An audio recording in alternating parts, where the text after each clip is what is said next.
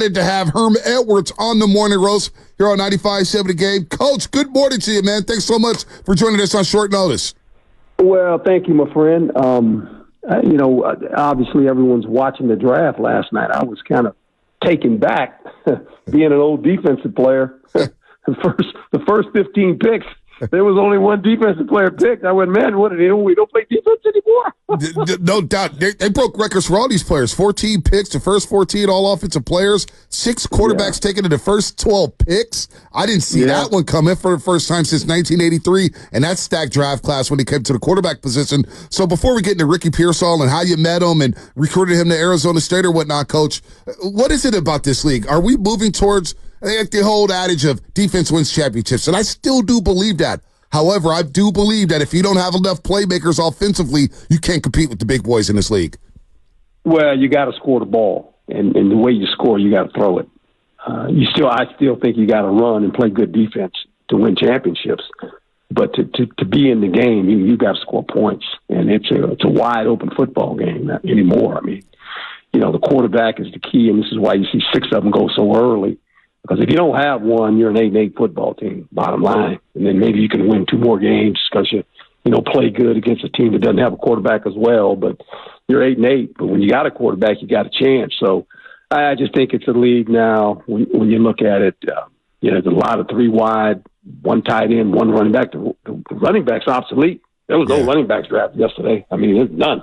I mean, I still think they're a part of your offense, but it's a league of passing, and it's just evolved to that. It's become a little bit of college football, to be quite honest. The way these guys can throw the ball. This is why you draft young quarterbacks, because they, in college, they throw the ball so much.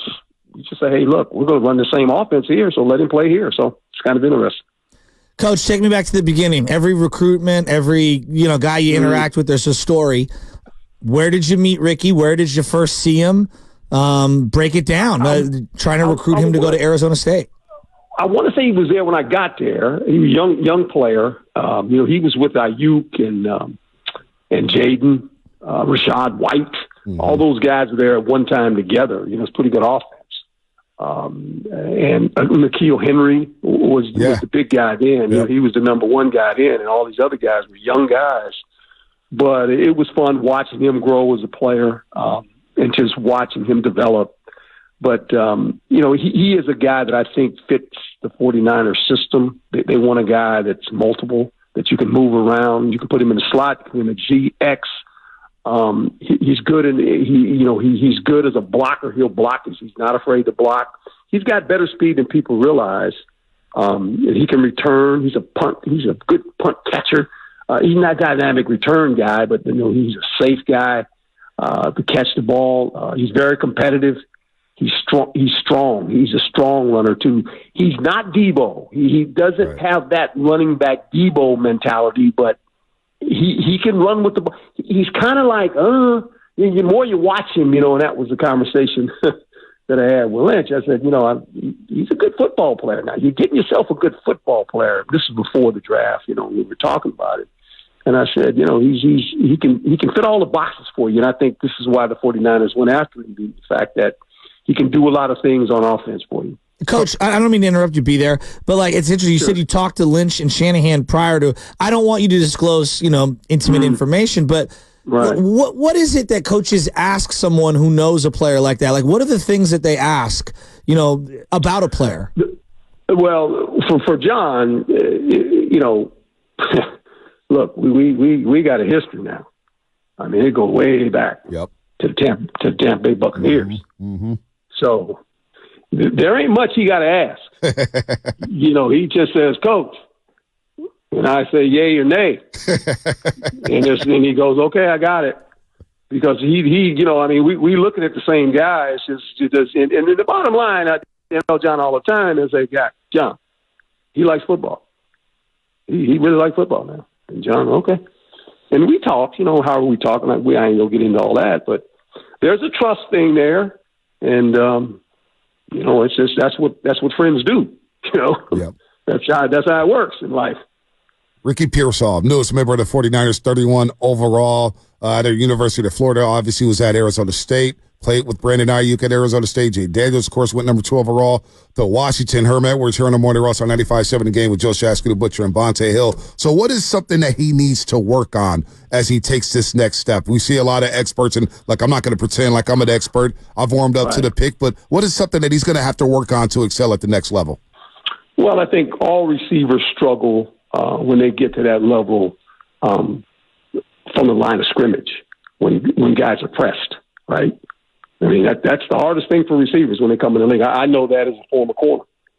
When you get a young receiver, the first thing you do, coach, let me go cat him. Let me go cat coverage this guy and see if he can get away, And that's where, because, in the NFL, it's not like college football. You ain't got a lot of time. Right. Right. You 1,001, 1,002, you better be open, partner. If not, I'm going the other way. And so you got to get off. You got to get off press coverage. Mm-hmm. And, I mean, the multiple coverage reads he's going to have to be able to see, especially in Shanahan's offense.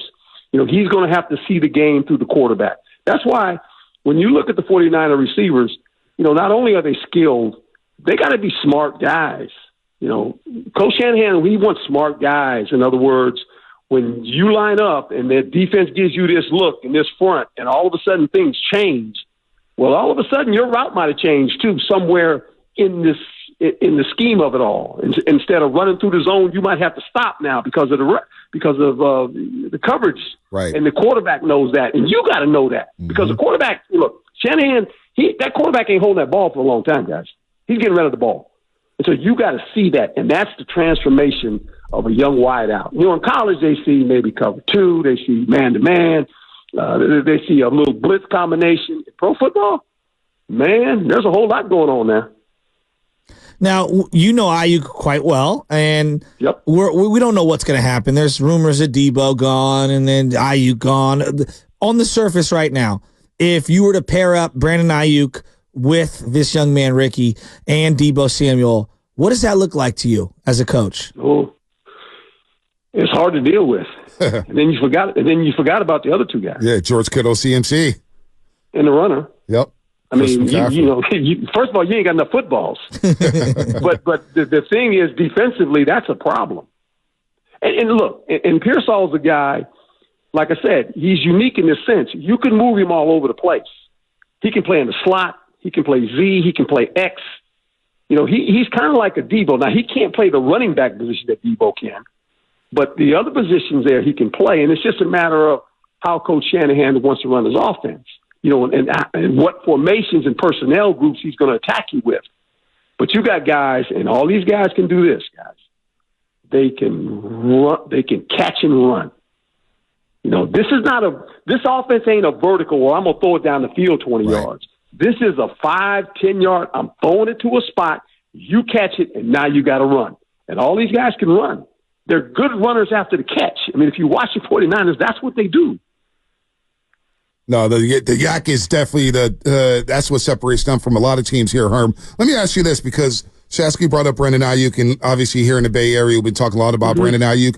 I don't want to see Brandon Ayuk leave. I don't want to see Debo leave. I think Brandon Ayuk was highly underrated last year, and he, considering the target share, he made it. He popped 19 yards a catch, second in the league. I mean, this guy's a player here. So you've played in the league, you've coached in the league. What is the philosophy when it comes down to these situations when you have to pay a guy and you're up against the cap, but you try to flip a guy for prospects? Because me personally, I'm taking the proven talent of our prospect any day of the week. What is going on through the minds of Shanahan and Lynch when it comes to this situation of possibly trading a proven all-pro player for a couple picks that may pop, that may not pop?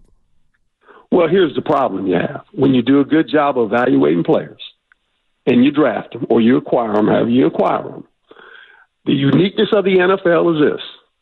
You can't pay them all. That's the bottom line. That's what makes the NFL so unique. And other teams know that. They know it's going to come due. They can't pay them all. Who they going to pay?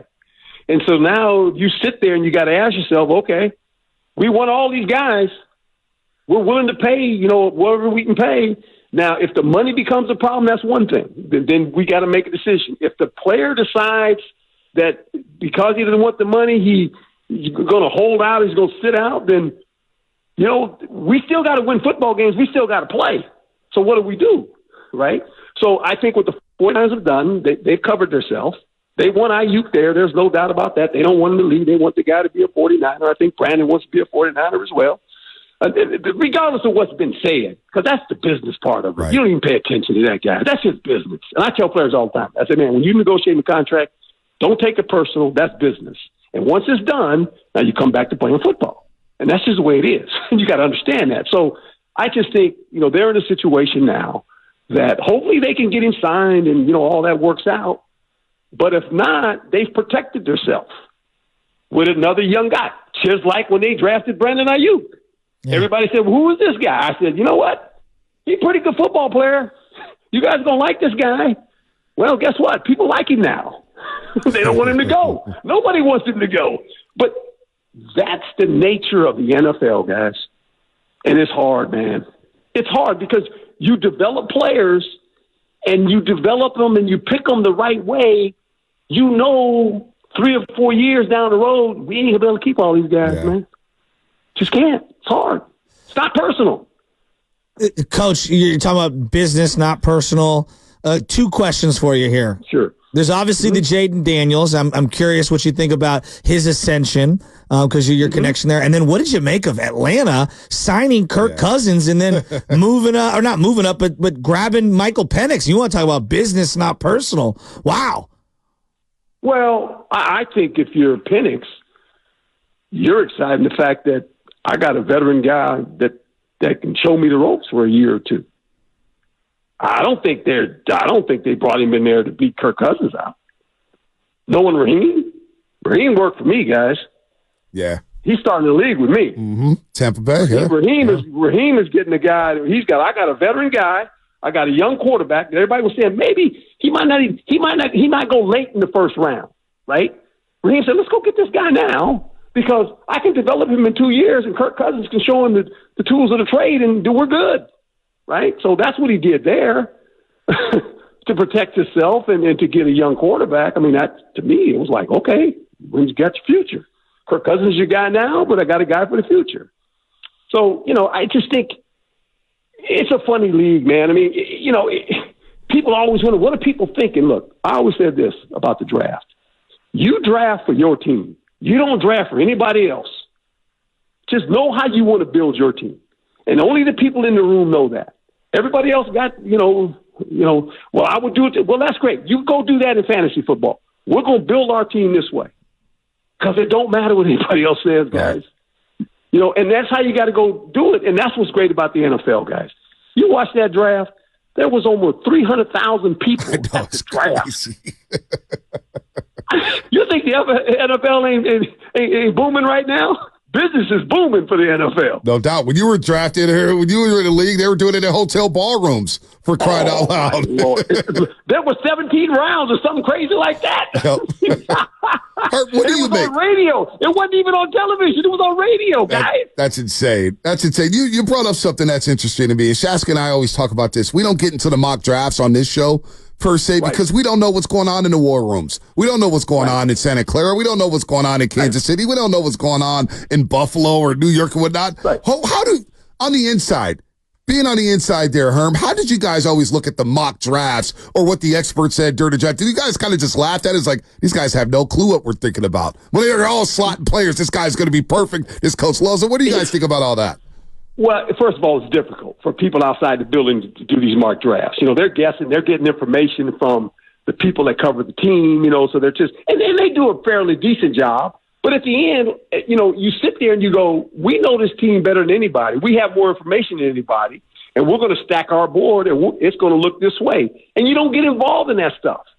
I mean, who would have imagined – and I said this when I was on the show last week. I said, don't be surprised. All these quarterbacks go in the first round. And they said, no way, coach. I said, don't be surprised. I'm telling you, don't be surprised if these quarterbacks go. Because when you look at the league, half the league has a quarterback they like. The other half, not so much. There's some young quarterbacks coming out, and guess what you got to go do? You got to go get them now. And just say, you know what? I'm going to live with it. I'm going to at least try it, because the alternate is to go get a backup guy that I know that can't play, been in the league 4 or 5 years, really not, he's not the guy. Why do I want that guy? I might as well go get a young guy and build my team around him to see if it works. Herm, always a pleasure talking to you. We love you. Thank One you, of our Herm. favorites, man. We love the insight. Ricky Pearsall, man. I think Niner fans are feeling good about him. And we're hoping, well, at least I'm hoping they keep Ayuk and Deebo together and help this young kid out, Slick Rick, who's now the newest member of the 49ers. Thanks so much for the insight, Herm. Appreciate y'all. Thank you. Anytime. Herm Edwards here on the Morning Roast on 95.7 The Game. A lot of good